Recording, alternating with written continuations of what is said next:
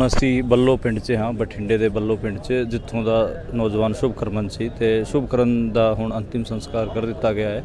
ਤੇ ਮੇਰੇ ਨਾਲ ਨੌਜਵਾਨ ਪੱਤਰਕਾਰ ਸੰਦੀਪ ਸਿੰਘ ਹਨ ਤੇ ਉਹ ਵੀ ਮੇਰੇ ਨਾਲ ਕਿਸਾਨ ਅੰਦੋਲਨ ਨੂੰ ਕਵਰ ਕਰ ਰਹੇ ਨੇ। ਉਹਨਾਂ ਤੋਂ ਮੈਂ ਪੁੱਛਾਂਗਾ ਕਿ ਕੀ ਸਾਰਾ ਇਹ ਜਿਹੜਾ ਹਾਦਸਾ ਸੀਗਾ ਇਹ ਕਿਵੇਂ ਵਾਪਰਿਆ ਤੇ क्यों इन्ने दिन लेट ये अंतिम संस्कार किया गया। सब तो पहला तो संदीप ये दसो कि इस शुभकरण वाला जो पूरा हादसा सीगा ये किवें वापरिया।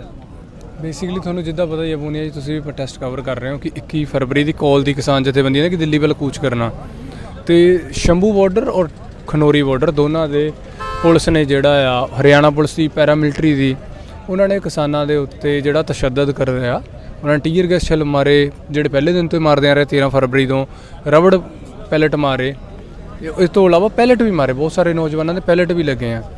और शुभकरमन जोड़ा खनौरी बॉर्डर से था सिद्धूपुर जथेबंदी नाल जुड़िया होया, वो अपने पिंड बल्लों जोड़ा बठिंडे जिले च इत्थों खनौरी बॉर्डर से गया होया सी प्रोटेस्ट करने लिए।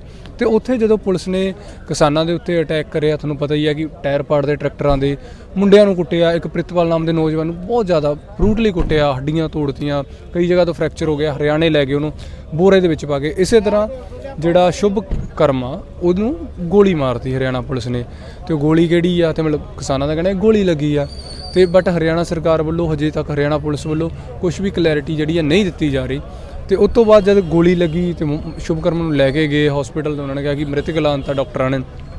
उस तो बाद जोड़े पंजाब दी किसान जथेबंदियां सी, हरियाणे दी किसान जथेबंदियां थी, शुभकर्म का जोड़ा परिवार था वह जी उन्होंने मंग थी कि हरियाणा पुलिस के उत्ते FIR होनी चाहिए जिन्होंने साडे मुंडे नूं गोली मारी आ, क्योंकि निहत्ता का प्रोटेस्ट कर रहा था।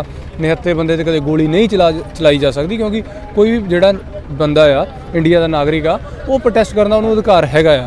तो शुभकर्म नूं भी यही था, बट उहदे उत्ते गोली चलाती गई। तो उस तो बाद जब उन्होंने FIR की मंग नहीं पूरी हुई 21 फरवरी तो फिर उन्होंने जी डैड बॉडी थी, जो मृतक शरीर था वो इदां ही रखा गया कि वह संस्कार नहीं किया जाऊगा जदों तक FIR नहीं दर्ज होंदी। तो पंजाब सरकार ने पहले ही जिथे तक जानकारी है मैनूं कि उन्होंने लिए मुआवजा देने की जी ऐलान करता था, बट फिर भी परिवार का कहना था कि सानू पैसे नहीं चाहिए, सानू जो जस्टिस चाहिए, सानू FIR चाहिए। तो कल पातड़ा के थाने के जी FIR दर्ज हुई, 0 FIR दर्ज हुई आ।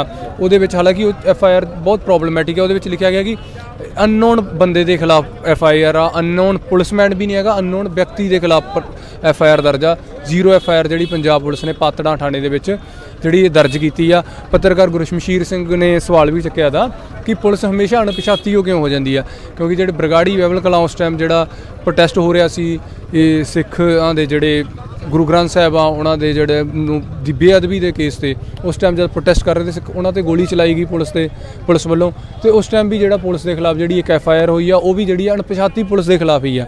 पुलिस हमेशा लोगों के दमन करती है, गोलियां चलाती है, मार देंदी है, तो बाद अणपछाती हो जाती है जो पुलिस कदे उहदे खिलाफ पुलिस के FIR दर्ज करे। तो बड़ा सवाल है। तो अज उन्होंने जो शुभकर्म का जो अंतिम संस्कार होया, तुसीं देखा होगा हज़ारां की गिनती के लोग आए, पिंडां दे विच जित्थों जित्थों लंघ के आ रहे लोग खड़े हैं, किसानां ते मजदूरी बैकग्राउंड के लोग जोड़े खड़ के उन्होंने श्रद्धांजलि दे रहे थे, फुल अर्पण कर रहे थे। तो हुण अंतिम संस्कार से भी सारे वर्गों के लोग तुहानूं देखण नूं मिल जाणगे जी। शुक्रिया संदीप।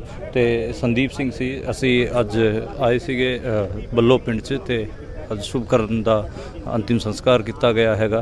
तो उन्होंने परिवार च उन्होंने छोटी भैन नूं बहुत दिक्कत हुई, तो वो बेहोश भी हो गए सीगे, तो वो बहुत अफसोस च सीगे, तो उन्होंने कोई होश नहीं सी। सारा पिंड बहुत एक हिसाब नाल अफसोस सीगा, बहुत सारिਆਂ ਦੇ मैं देखा जिन्ने भी पिंड वालिਆਂ ਦੇ देखा सारिਆਂ ਦੇ ਅੱਖਾਂ 'ਚ ਹੰਝੂ ਸੀਗੇ।